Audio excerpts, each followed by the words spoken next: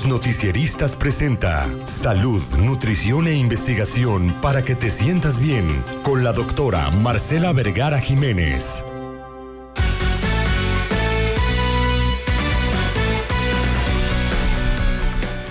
Doctora, ¿cómo está? Muy buenos días. Muy buenos días, Luis Alberto. Muy buenos días al auditorio de los noticieristas. Qué gusto saludarles una vez más. Igualmente, con mucho gusto saludarle. ¿Qué nos va a hablar en esta ocasión? Sí, esta mañana me gustaría que habláramos de el consumo de los aceites, cuál sí, cuál no, ante tantas preguntas con respecto a ese tema. Híjole, es complejo elegir en muchas ocasiones. Adelante, le escuchamos. Sí, es complejo elegir porque tenemos una gran variedad, sobre todo cuando vamos a esos anaqueles, ¿no? En donde vemos que hay diferentes fuentes, que si de canola, que si de maíz, que si de soya, de oliva, extra virgen de oliva, de aguacate, de semilla de aguacate, de semilla de uva. Tenemos ahora ya en el mercado una gran variedad de opciones de aceites para que nosotros podamos preparar los alimentos. De entrada, decirles que los aceites, por más propiedades que puedan tener, siempre tienen que guardar el justo balance que debe de tenerse para el consumo de aceites. No porque sea un aceite de coco es un aceite libre, o no porque sea un aceite de oliva es un aceite libre, sino que al final de la historia también ellos van a tener que entrar en el esquema de balance, porque hay un requerimiento de grasa que nosotros tenemos que cumplir en el día.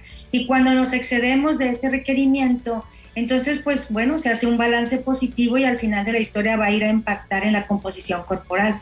Entonces, aun cuando sea de oliva, tampoco es libre y tomármelo todo, ¿va? Entonces, nosotros tenemos dos elementos bien importantes que tenemos que considerar. Una parte que se llama el punto crítico o el punto de humeo, que es esta parte que los aceites tienen que tener esa resistencia al calor. ¿Por qué? Porque en la medida, nosotros tenemos, por ejemplo, el aceite de oliva tiene un alto contenido de ácidos grasos monoinsaturados, y esos ácidos grasos monoinsaturados van a ayudar muchísimo a prevenir enfermedades cardiovasculares, a prevenir la formación de que el colesterol se suba, que los triglicéridos se suban. Todo esto que va a ocurrir va a revertirse de una forma muy importante con el tipo de grasa que nosotros encontramos en el aceite de oliva. En el aceite de oliva extra virgen, nosotros encontramos, además de estos ácidos grasos que les digo, también encontramos, por ejemplo, algunos polifenoles o algunos componentes como vitamina E que ayudan al proceso de la oxidación celular, nos previenen de la oxidación celular, por lo tanto nos previenen de enfermedades como cáncer, como enfermedades cardiovasculares, por mencionar algunas. Entonces, ¿qué sucede cuando nosotros aplicamos calor? El aceite de oliva es uno de los aceites más resistentes al calor, pero el extra virgen, estos polifenoles y estos componentes que yo les decía ahorita, son sensibles al calor. Entonces, si yo le aplico calor a un aceite extra virgen, realmente estoy perdiendo todas sus propiedades, estoy llegando a un punto en que estos ácidos grasos puedan sufrir un cambio crítico, y ese cambio crítico lo convierte en un ácido que se llama trans, un ácido graso saturado, y al final de la historia eso va a ir a impactar de forma negativa a nuestra salud. Entonces hay aceites como el de canola o como el de maíz que tienen un punto de humeo muy, muy bajo. ¿Qué significa eso? Que cuando nosotros les aplicamos, cambiamos la conformación a sus grasas y se vuelven lastimosas para mi cuerpo.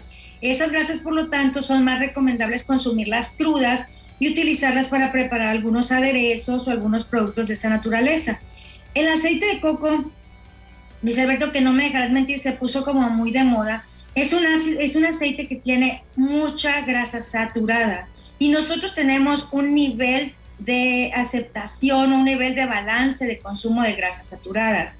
No por el hecho de que sea un aceite que se ha puesto de moda, es un aceite que nosotros tenemos que utilizar para todo, porque depende mucho de cómo lo utilizamos, cómo lo preparamos y sobre todo la cantidad de aceite que consumimos.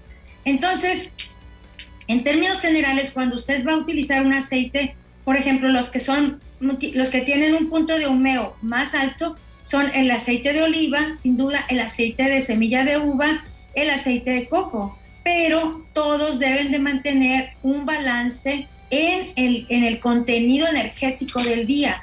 no porque sea nutricionalmente de moda o porque sea nutricionalmente que diga que tiene componentes, son alimentos que yo puedo poner a todo momento.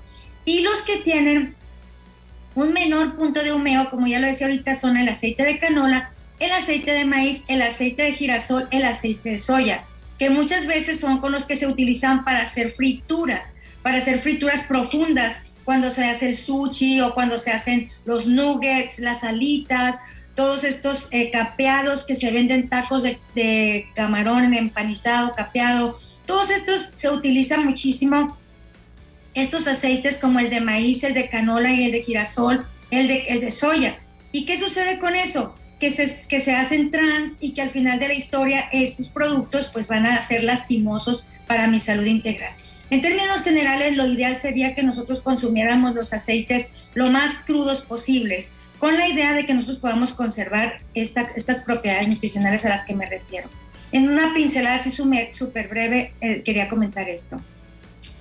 Para registrarlo y no olvidarlo, doctor, hay que tomarlo en cuenta antes de elegir, y también, además del producto, la cantidad y la forma, ¿no?, de utilizarla.